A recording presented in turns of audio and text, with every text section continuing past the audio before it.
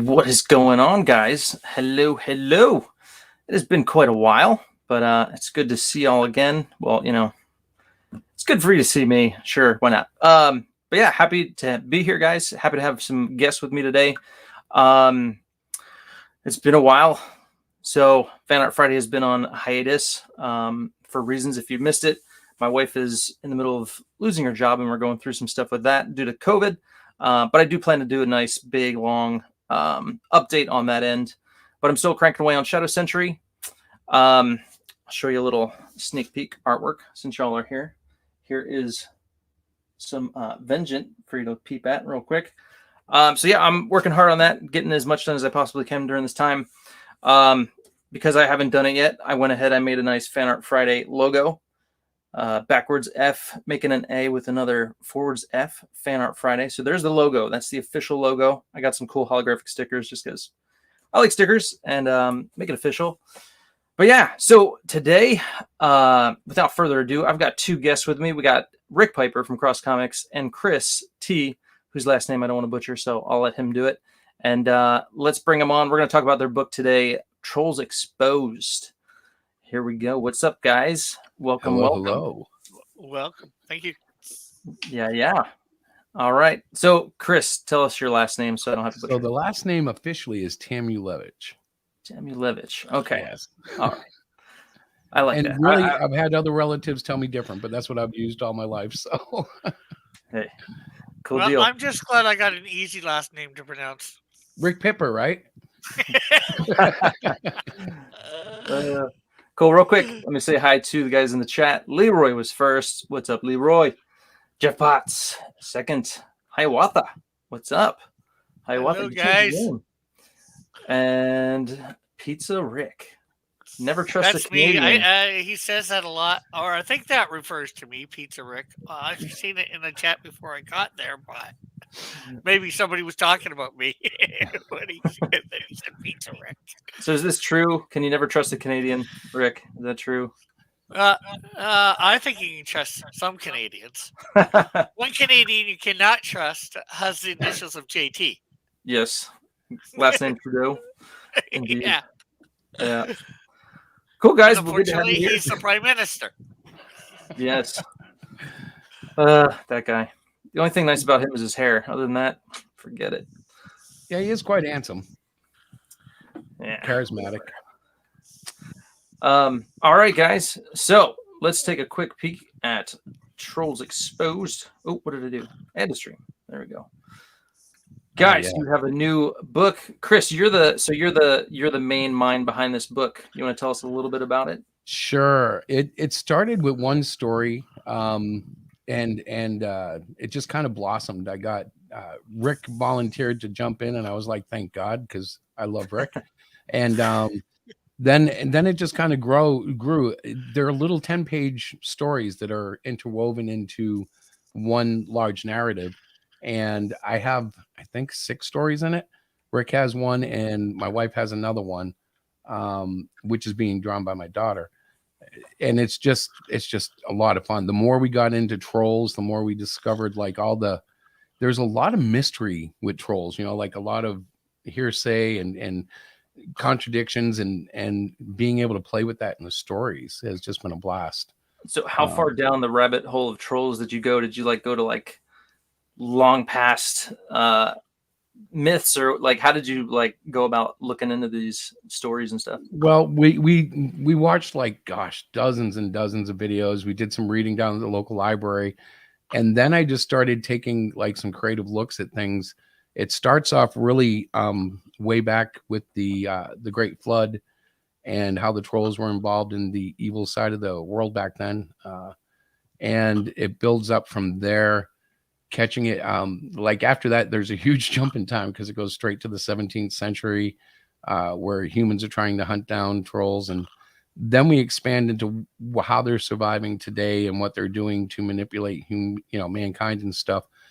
The cool thing about the narrative is we're able to use stories I didn't have to do anything in terms of working with Rick's story other than having a general idea, because once I knew what his story was basically about, I knew how I would put that in the narration, because the overall arc is a guy presenting this information to a group of college students.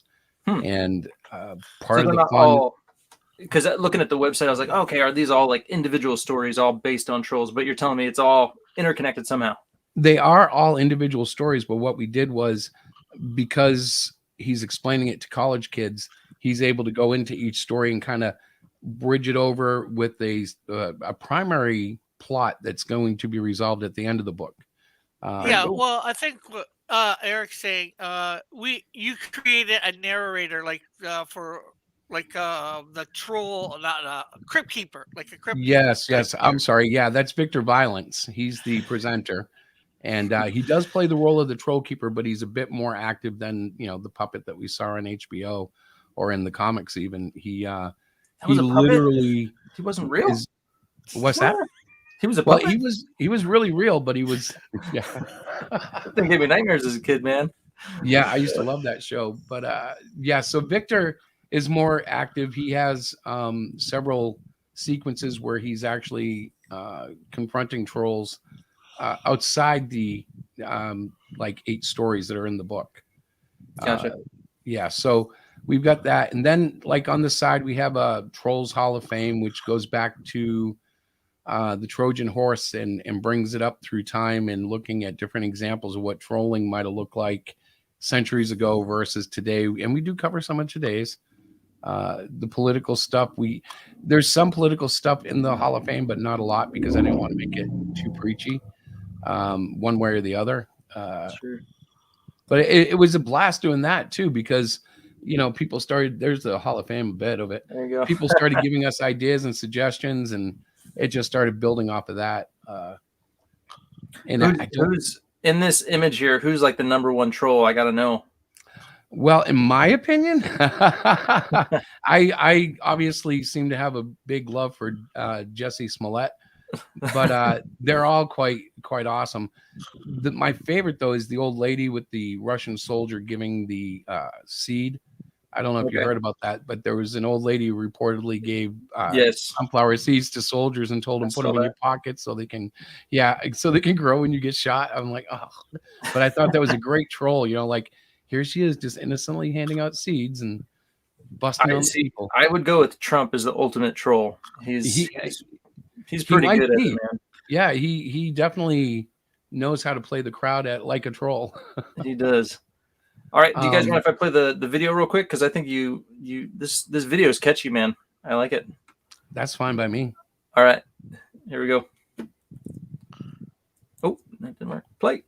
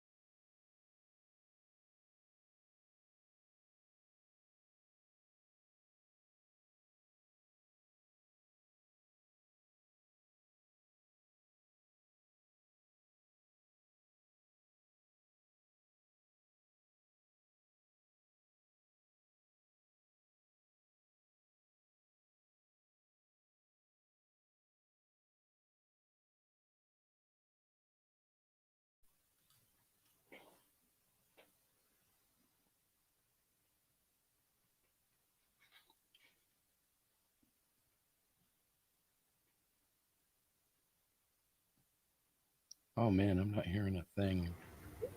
There you go. Did you hear that? No, I Hello? didn't hear anything, but I'm glad to hear you now. I thought I ruined my computer somehow. Oh man. So there's no music on that? I didn't hear it, but that's okay because like I can barely hear both of you guys. Oh. I think Rick has been flying like supersonic. His ears are bad today. But if people want to see it, it's still on the page. I if you didn't get the volume 2, but it is very catchy. You need to check it out just for the music alone. So go check it out. I do enjoy making those. Sorry They're about a that. blast. I'm listening live on YouTube, and the audio's gone down from it too. And I muted myself, so I wonder if that did the trick. So sorry about that. Anyway, go check it out because it's cool. Yeah. And yeah. Say, Eric, I got a question for you.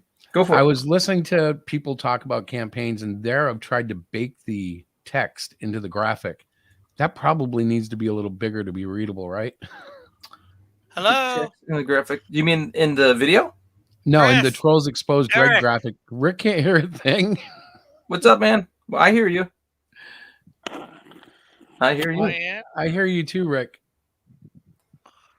Hello. How are And you I today, hear you, Rick? Eric. All right. So you're saying you put the text over it, which is not a good idea? Well, I don't know. They were saying that's what you should do, but do you think that text under Trolls Exposed needs to be a little larger? I'm looking at it on the screen. I'm like, maybe 2 points bigger. I don't know. I mean, I guess not when I make it full screen, but when yeah, I looked at it, I think it's fine. It's a little because the drop shadow is like a little far. I think it's a little harder to read, but only in the middle part where it's a little lighter. But other than that, I mean, I think there's nothing wrong with it. Sweet. All right. I was just curious while I was here because you have like a really good eye. No worries. Cool deal. All right. Well, while Rick figures out how to get his volume back, yeah. So okay. So you got did you say 6 stories total? Something like no, we have like 8 stories. But wow. I think I'm doing 6. So like You're right below, 6. you see Tina and the 3 trolls there. Yeah.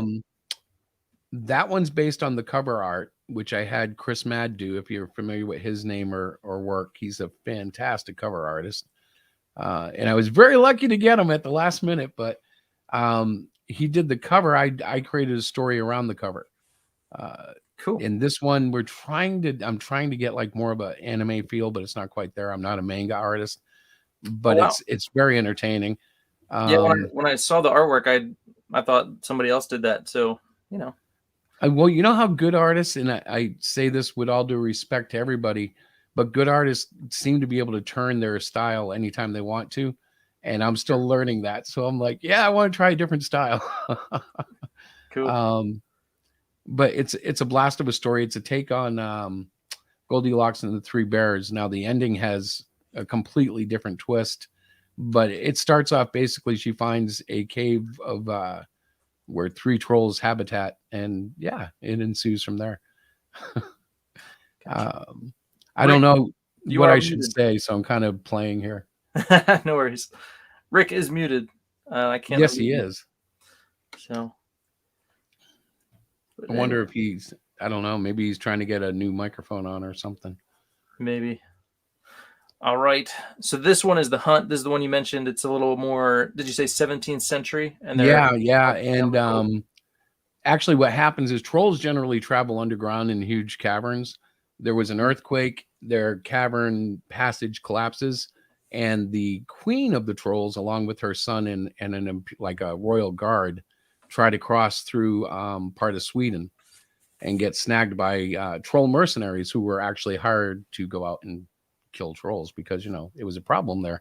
Yeah, and is that where they originated from? I'm sorry? Is that where they originated from, Sweden? Well, you know, you would think so, like, because all the legends of the Nordic comes from that area.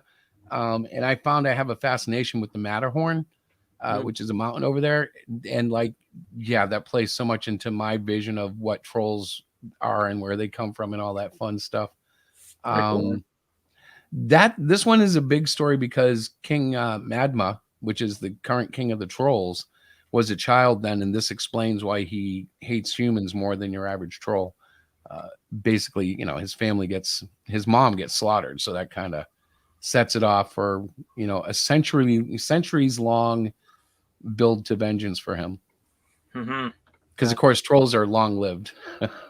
Right. And I'm back, guys. He's back. Yeah. For some reason, my headphones went out for being able to hear properly through the one way, so I had to plug it into the speaker or the speaker thing in my whatchamacallit, computer. No worries. So Genome is my daughter and wife's story. And that's basically talking about how some humans have become infected with some troll genetics, because trolls at times will do bad things with women, and there are consequences for that usually. And I'm trying to be very clean on that. It is a mature book, so if you're curious, I get it. All of this stuff gets about rated R, so just to be fair warned. Sure. But that ties in, of course. Mind Hack is really the main story that gets interwoven because Victor Violence has discovered they're using high-tech programming to mess with the human race. And it really requires like a certain kind of monitor, a certain kind of CPU, a certain amount of RAM. But when the conditions are right and the human is receptive, they can literally program into the mind. And what you get in this story is a literal like play that was put into a writer's mind that ultimately leads to a stroke and makes him incapacitated. And of course, the trolls look different in every story. This one, the troll looks more or less like just a green-skinned person in a robe. And we have trolls all the way up to, they're the size of a mountain, which if you look into the old stories, like they have pictures of rock formations in Sweden that they call trolls. They believe that, well, I don't know if they believe it, but they say that trolls were caught in the light and they turned to stone there, and that's where they perished. And it's much deeper than I knew. Rick, this is your story coming up. Do you want to talk about that? Yeah, I was going to say, it sounds very Hobbitish. Trolls getting turned to stone in the light. I dig it. Yep. Yeah. That's where J.R.R. Tolkien got his inspiration. Go ahead, Rick. Tell us what you're working on. Mine's fairly simple, like it's the old bridge troll sort of story with a slight twist. Instead of just one troll under the bridge, there's all sorts of trolls nearby, all controlled by a female troll. And it's just this ogre. He doesn't want to pay the bridge toll. So it ends up being ogre versus trolls. Nice. And that ultimately is woven into the story because it's a great representation of that legendary, trolls have bridges, and it's a big part of their lore. Mm-hmm. I love, like, when people see what Rick has done with the trolls. I don't want to give away any specifics that he didn't, but it's cool. It's really cool. Yeah, and as you can see, I really zoomed in on this one panel, and it gives you the size difference between my troll, which is on the left side and greenish, and my ogre that's on the right side. Okay, so he just gave it away. Now we know the secret. Yes, they're little trolls, and they're fantastic. Well, they're little, average size. Maybe they're just slightly smaller than humans, But next to that big old orc, they look tiny. Yeah, like he's like Goliath size, if you will. Yeah, or maybe even a little bigger. I don't know. Looking at that, that's kind of like what I was thinking. I'm thinking like, okay, it looks like a David and Goliath type scenario there. Yep. Yeah. Temp Orc Nightmares is a blast because that's basically another bridge story in modern times, and the troll is actually working with a municipality to maintain a bridge, and he gets himself a temporary worker. And yes, Nice. It works out kind of interestingly. Not much to say that would I would give out more of the story if I say much more, but it's hijinks and it's fun. Cool. The angry video chat troll story is that girl. She is a troll and she uses black magic and all sorts of nastiness to get guys to simp, but she also uses the mind hack software, which is how she gets into our story. Victor Violence is trying to track down the source of the software, and that leads him into stopping her operation, which was basically getting millions of people, well, thousands of men to give millions of dollars in simping. So, it's a troll thing. And I always thought, the online girl thing is kind of a whole troll thing in itself. So it was appropriate. Hey, Chris, I just thought of something. Yes, sir. I don't know whether you want to go for it. We could create a connection between my female troll and that one. Ooh, we could actually. Well, let's talk off the air about that. Because, yes, that sounds kind of interesting. Ideas are happening. Well, that's the unique thing, Eric. So we kind of have like a deadline towards like the third week of May. Okay. Which is going to make it tight for delivery, but it's all planned out. But because of the way that we create, and I say we, I mean me, but I'm not trying to point the finger, but I adjust stuff all the time through this. So like, there's been like probably a dozen pages that I've had to redraw because I just wasn't happy. And the focus on the trolls, the better you get at drawing trolls, you go back and look at your trolls from like 4 weeks ago, and you're like, yeah, I got to change that. And it's awesome. It's like coming up in the fourth quarter of a football game and you're down by a field goal, but you got the best offensive team in the world. So you're going to score a touchdown. And this kind of thing, like Eric, like Rick talking about, making a connection between the women, that's totally doable now. Like we still have time to do whatever we need to there, which is going to be fun. Nice. All right, man. All right. So, is that so? Then the last part would be. Oh, what happened there? The last part would be the Hall of Fame. Is that a story? Yes, and that's more or less a bunch of summarized situations. So, in other words, every piece of art you see there is going to be paneled with a summary of why they're in the Hall of Fame. It's 5 pages long, so it doesn't take up too much of the book, but there's a lot of fun in that, and it's kind of like just a way that we saw things coming alive as we started thinking about, well, who's been a troll in history and who's done what and how have they done it. And like you see Kiss in the background there, they're some of my favorite trolls in the world because there's basically been 2 guys the whole time and everybody else, they've just rotated members in and out, including original guys.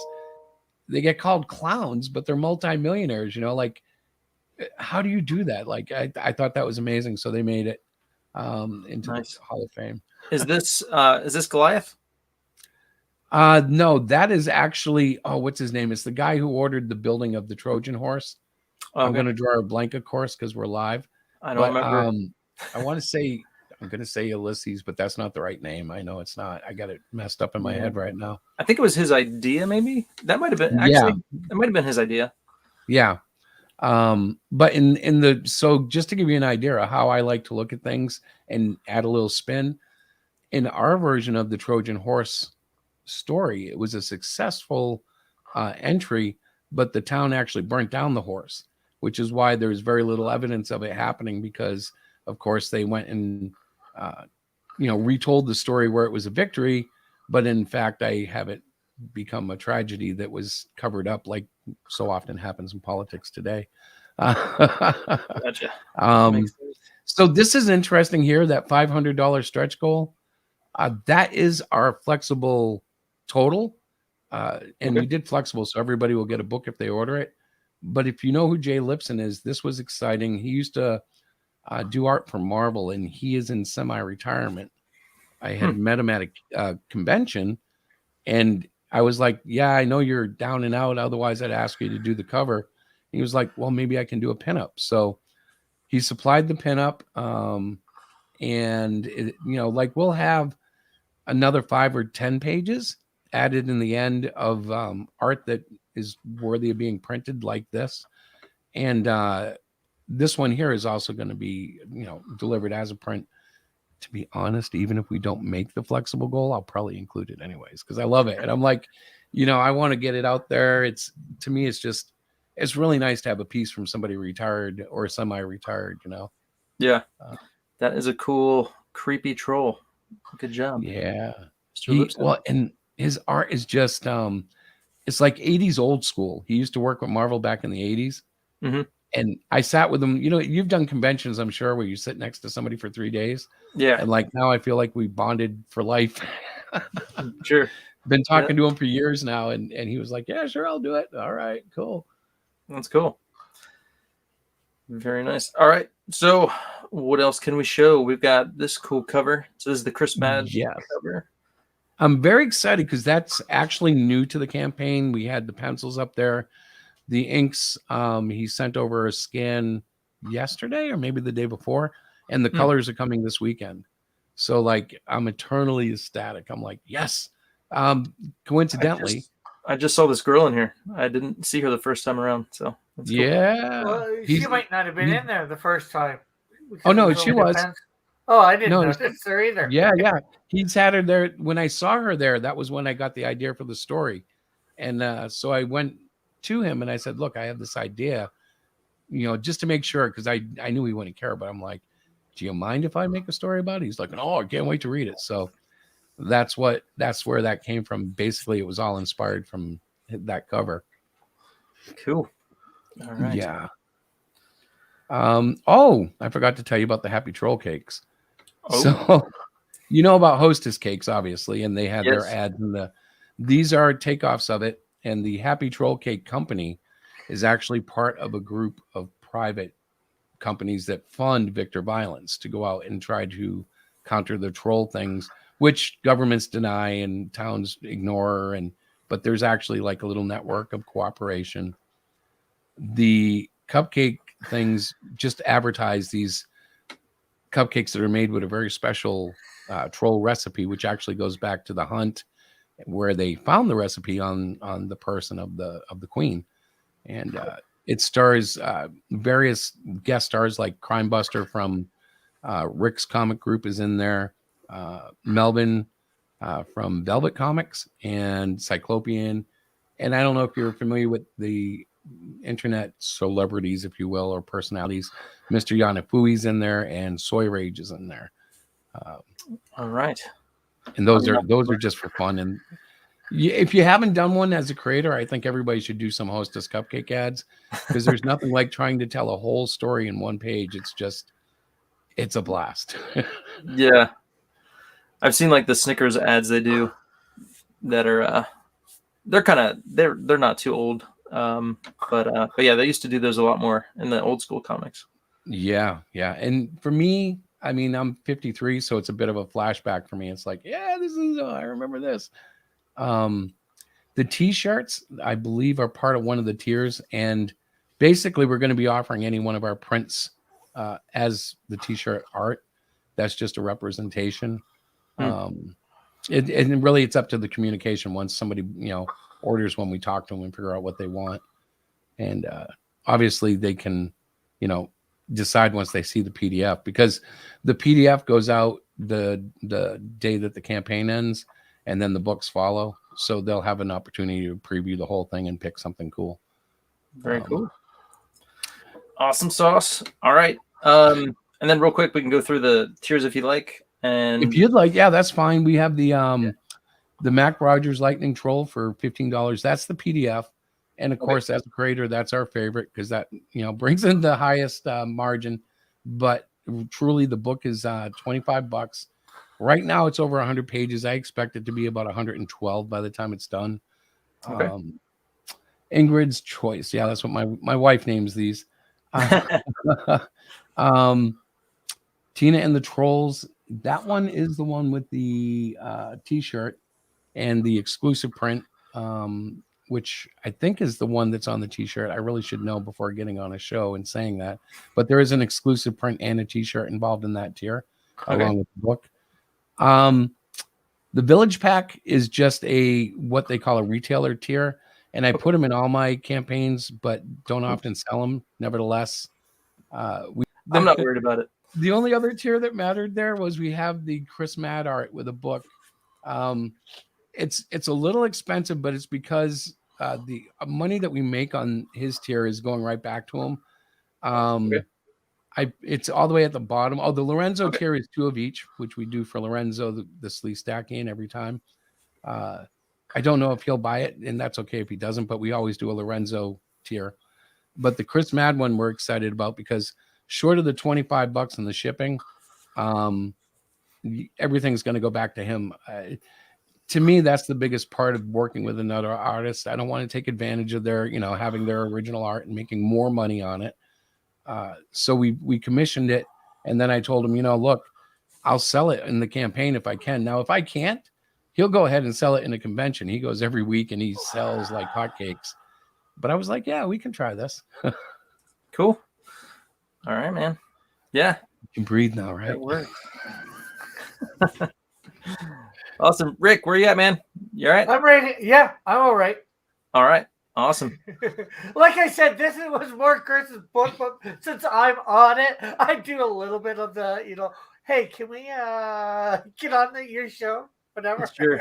So I must tell you, though, Rick may have only done one story, but he is a backbone for me. Like his stability helps me stay sane, doing the other 80 pages of the book has been, it's been fun, but it's not exactly easy. And Rick is always a great resource for just bringing you back up. I just wanted to say that because don't diminish yourself because it's one story. It's probably going to be the best story in the book, Rick. Come on. Well, no. I just like you're the one behind the project and all that. You have the most knowledge of the story, and I admit that I know like maybe a tenth of the stuff that you do on the thing. You obviously know more about your stories than me. So but I just didn't want. You know what? Right now, though, I just didn't want to get you in too far in the background because you deserve a lot more credit than just one story. It's a collaboration. Yep. So very cool, gentlemen. All right. Anything else you'd like to highlight before we take off? And also, I will put the link in the description, which I did not do. And if you guys have any links for your social media stuff, shoot it over to me, and I'll put it in the description. Sorry for not. Yeah, you've got my Twitter. You can just put my Twitter in, and All right. I think you have my YouTube. So my YouTube and my Twitter. And I guess the only thing I would say to that is HeroShack.com because we're making that into our hub. Like my wife's putting real money into it. She just paid somebody $2,500 for marketing. So like she's trying to push that as the hub. We'll have all our social links in there if they're not right now, but I think they are. And links to all our comic friends. So yeah, HeroShack.com is our main hub right at this point. And yeah, you're always welcome to visit it, guys. All right. Awesome. Cool. Well, that is it for the Trolls Exposed. So check it out, guys. If you're interested in where Trolls came from and what they're all about, check it out. And then as far as my stuff goes, I am going to post a big old progress report very soon. I'm waiting on some new colors from my new colorist who's doing an amazing job. So I'm going to post that and just, give you guys a good progress report of what's going on my end for Shadow Sentry. So, all right, guys, thanks for hanging out. Yeah, hope you all have a great week. Thank you so much. You got it, guys. Thanks for having us on. Cool. No worries. All right. Till next time, guys. Peace out. Be good and have a great weekend. Take care.